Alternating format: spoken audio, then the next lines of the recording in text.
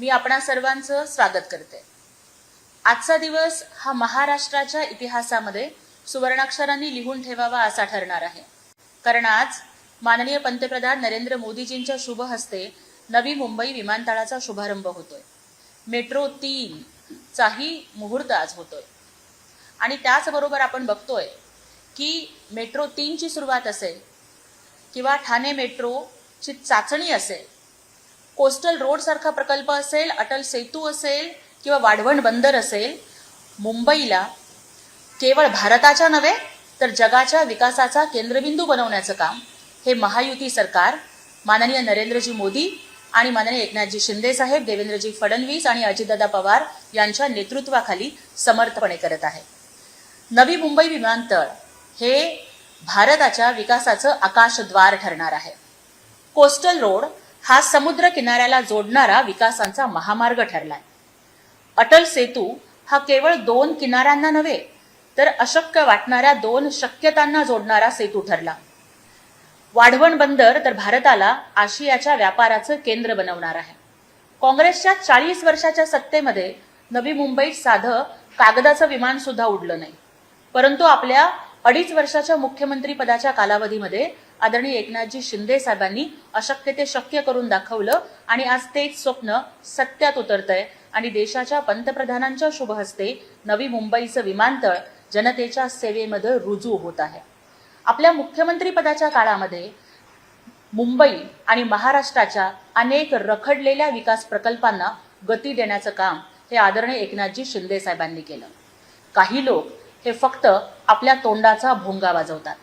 आज सुद्धा पत्रकार परिषदेमध्ये बोलत असताना उबाठाचे उठवळ आणि उथळ प्रवक्ते संजय राऊत यांनी एका बाजूला उद्घाटनाचं स्वागत करत असताना टीकेचे बाण सोडायला मात्र ते विसरले नाहीत, पण एका बाजूला आपल्या स्वतःच्या वृत्तपत्रात सामनामध्ये पहिल्या पानावरती जाहिरात छापायची विमानतळाच्या उद्घाटनाची आणि दुसऱ्या बाजूला खोचक पद्धतीने टीका करायची। हे दुतोंडी गांडुळासारखं वागणं संजय राऊत आणि उबाठा कधी सोडणार आहात?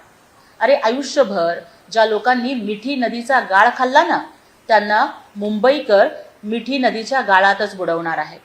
त्यामुळं मुंबईला विकासाचं विजन असणारं नेतृत्व, महाराष्ट्राला प्रगतीपथावरती घेऊन जाणारं नेतृत्व हे महायुती शासनाच्या माध्यमातून आदरणीय एकनाथजी शिंदे साहेबांच्या, आदरणीय देवेंद्रजींच्या आणि अजितदादांच्या माध्यमातून होतंय।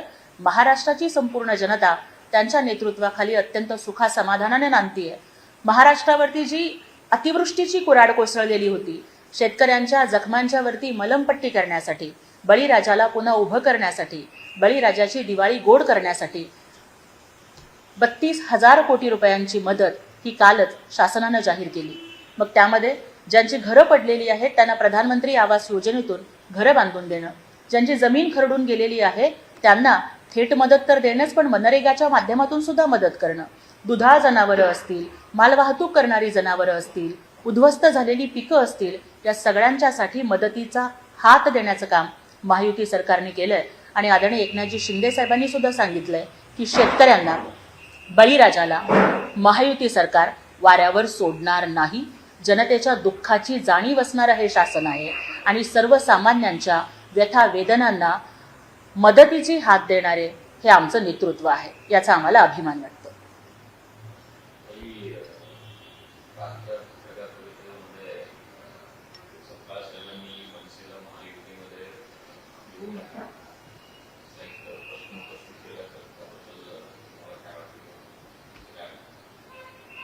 खरं तर मला तोच प्रश्न विचारायचा आहे। उबाठा असतील, संजय राऊत असतील किंवा जे लोक दोन्ही ठाकरे बंधूंच्या युतीची एका बाजूला चर्चा करतायत, आणि काल आम्ही माध्यमांच्या कडूनच पाहिलं की काँग्रेसचे प्रदेशाध्यक्ष मात्र मनसेच्या महाविकास आघाडीमधील समावेशाला ते विरोध करत आहेत। मग महाविकास आघाडीमध्ये नक्की चाललंय काय? महाविकास आघाडीमध्ये वरून दोस्ती आणि आतून कुस्ती असा प्रकार चाललेला आहे का? दोन्ही ठाकरे बंधूंच्या एकत्र येण्याचं आम्ही तरी सगळ्यांनी स्वागतच केलेलं आहे, मग काँग्रेसचा ठाकरे बंधूंच्या एकत्रीकरणाला इतका विरोध आहे की महाविकास आघाडी आणि एनडीए मध्ये त्यांचा समावेश करायला त्यांनी नकार द्यावा? मग याच्यावरून मला वाटतं की महाविकास आघाडीचं अस्तित्व हे आता संपुष्टात आलेलं आहे। कालच्या परवाच्या पत्रकार परिषदेत सुद्धा उबाठाच्या उठवळ प्रवक्त्यांनी महापौर हा ठाकरे बंधूंचाच होणार असं जाहीर केलं. त्याच्यामध्ये महाविकास आघाडीचा महापौर होईल अशी भूमिका त्यांनी घेतली नाही. म्हणजेच आता महाविकास आघाडीमध्ये संघर्षाला आणि सुंदोपसुंदीला सुरुवात झालेली आहे. महाविकास आघाडी ही अनैसर्गिक युती होती हे आमचे नेते एकनाथजी शिंदे साहेबांनी वारंवार सांगितलेले आहे. कारण कुठल्याही तत्वांच्यासाठी, कुठल्याही प्रिन्सिपल्ससाठी ही लोक एकत्र आलेली नव्हती. फक्त खुर्चीसाठी केलेला जुगाड म्हणजे महाविकास आघाडी होती आणि त्यामुळं त्यांच्यात वरून दोस्ती आणि आतून कुस्ती हा प्रकार चाललेला आहे. मग आता उबाठांनी सुद्धा आम्हाला स्पष्टपणे सांगावं की मग आता तुम्ही महाविकास आघाडीचं काय करणार आहात. म्हणजे युटीचा लॉंग फॉर्म आम्ही युटर्न करायचा का? म्हणजे एकदा एक भूमिका घ्यायची, गरज पडेल त्यावेळी महाविकास आघाडी सोबत जायचं. गरज पडेल तर ज्या भावाला घरातून बाहेर काढलं, ज्या भावाला पक्षातून बाहेर काढलं, त्याच भावाच्या दारावरती उभं राहून युतीचा कटोरा घेऊन भीक मागायची. हे असे युटर्न घेणारे हे युटी आहेत. गरज सरो आणि वैद्य मरो हीच त्यांची भूमिका आहे. पण त्यांचे खरे रंग महाराष्ट्राने आणि जनतेनं ओळखलेले आहे. आजच्या खटल्यावरती पण संजय राऊत यांनी भाष्य केलं. ते म्हणतात की आजचा खटला म्हणजे अमित शहा वर्सेस शिवसेना असा उल्लेख केला. संजय राऊत विसरलेत का की त्यांचा पक्ष हा उबाठा आहे, ज्याची स्थापना 10 ऑक्टोबर 2022 झालेली होती. त्यांच्या पक्षाचं चिन्ह मशाल आहे आणि त्यांचा पक्ष हा हिंदुहृदय सम्राट बाळासाहेब ठाकरेंनी चालवलेल्या हिंदुत्ववादी विचारांवर नाही चालत, तर तो भगवा दहशतवाद या शब्दाचे जनक असणाऱ्या काँग्रेसची भांडी घासतो. का मग आपल्या राज्यसभेच्या खासदारकीची टर्म संपत चाललेली आहे याची जाणीव संजय राऊतांना झालेली आहे का? त्यामुळे मग ते असं कुठून तरी जसं ते आतापर्यंत प्रत्येक वेळेला मागच्या दारानं खासदार होत आले, आतापर्यंत प्रत्येक वेळेला ते आमच्या आमदारांच्या मतदारावरती खासदार झाले जवळपास 7 वेळेला. मग ते आता पुन्हा परत असा प्रयत्न करत आहेत का की कोण आपल्याला घेतंय वगैरे. तर मला या ठिकाणी ठणकावून सांगायचं आहे, निवडणूक आयोगाने सांगितलं की खरी शिवसेना हिंदुहृदय सम्राट बाळासाहेब ठाकरेंची स्वाभिमानी हिंदुत्ववादी शिवसेना ही एकनाथजी शिंदे साहेबांच्या सोबत आहे. न्यायालयानं सुद्धा तो कौल दिला आणि तेव्हा उबाठा म्हणाले होते की आम्ही आता जनतेच्या न्यायालयात दाद मागणार. अहो, जनतेच्या न्यायालयानं एकदा नव्हे तर 2दा लोकसभेत आणि विधानसभेमध्ये उबाठाला स्पष्टपणे धुडकावून दिलं आणि जनतेच्या न्यायालयानं एकनाथजी शिंदे साहेबांना कौल दिला. लोकसभेच्या निवडणुकांमध्ये सुद्धा उबाठापेक्षा जो स्ट्राईक रेट होता, अत्यंत चांगलं मतदान आणि जे शिवसेनेचा कोर वोटर होता, तो कोर वोटर हा एकनाथजी शिंदे साहेबांच्या आणि खऱ्या शिवसेनेच्या सोबत उभा राहिला. त्यानंतर विधानसभेला आपण बघतोय की 80 जागा लढवून एकनाथजी शिंदे साहेबांच्या नेतृत्वाखाली 60 जागा धनुष्यबाणाचा सन्मान राखत आदरणीय शिंदे साहेबांच्या नेतृत्वाखाली आम्ही जिंकल्या. दुसऱ्या बाजूला उबाठानी 100 जागा लढवल्या, फक्त 20 जिंकल्या.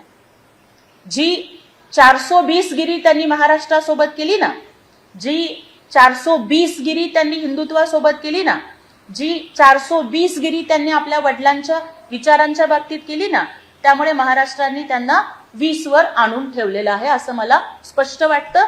पण एकनाथजी शिंदे साहेबांनी महाराष्ट्राच्या पाठीचा स्वाभिमानी कणा ठेवला ताठ, त्यामुळे आमचे आमदार निवडून आले 60.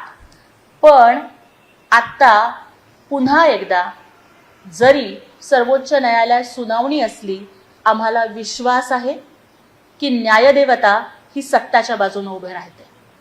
यतो धर्मस्ततो जय असं न्यायदेवतेचं मत असतं. जनतेच्या न्यायालयानं तर कौल दिलेलाच आहे, परंतु सर्वोच्च न्यायालय असेल ते सुद्धा खऱ्या शिवसेनेलाच कौल देतील. कारण जिथे राम आहे, जिथे रामाचा विचार आहे, जिथे हिंदुत्वाचा विचार आहे, तिथेच धनुष्यबाण शोभून दिसतो आणि धनुष्यबाणाचा सन्मान ठेवण्याचं काम एकनाथजी शिंदे साहेबांनी केलं. जो धनुष्यबाण हिंदुहृदय सम्राट बाळासाहेब ठाकरेंनी आपल्या देव्हाऱ्यामध्ये पुजला ना, तो धनुष्यबाण तुम्ही काँग्रेसकडे गहाण टाकला होता आणि तो सोडवून आणण्याचं काम एकनाथजी शिंदे साहेबांनी केलं.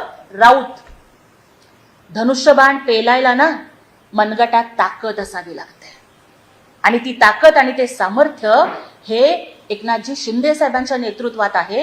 हे महाराष्ट्राच्या जनतेनं सिद्ध करून दाखवलंय. त्यामुळं शिवसेनेची आणि महाराष्ट्राची काळजी घेण्यासाठी आमचे नेते, महाराष्ट्राचं संवेदनशील नेतृत्व एकनाथजी शिंदे साहेब हे समर्थ आहेत. तुम्ही मात्र तुमच्या शिल्लक सेनेचं काय होईल आणि तुमच्या शिल्लक सेनेला पहिला तडाखा लोकसभेत बसला, दुसरा विधानसभेत बसला, आता जोर का झटका धीरे से मन स्थानिक स्वराज्य संस्थांच्या निवडणुकीनंतर तुमचं अस्तित्व तरी उरतंय का नाही याच्याकडे तुम्ही लक्ष द्याल तर बरं. धन्यवाद.